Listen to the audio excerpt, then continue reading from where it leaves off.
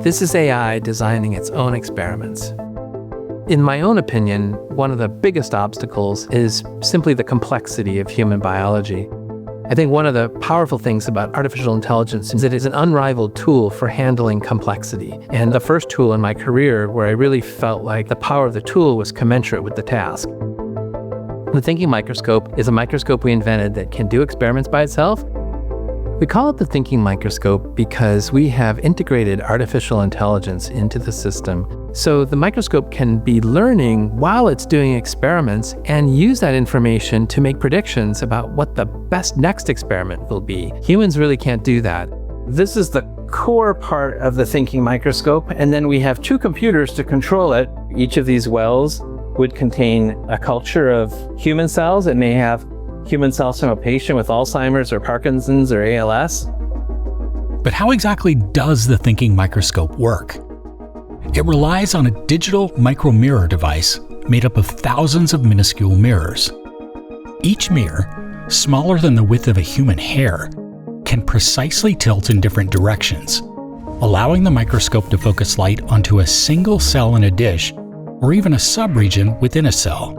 In addition, Gladstone researchers created light-sensitive, disease-causing proteins they can add to cells. Using the mirrors, the microscope shines a light on these proteins and triggers disease, such as Parkinson's or ALS, directly in the cell.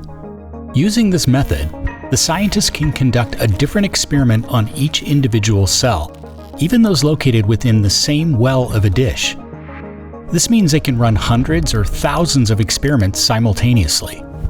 Finally, the scientists leveraged a type of AI called reinforcement learning to train a model on all the data generated by these experiments, giving the microscope the ability to think.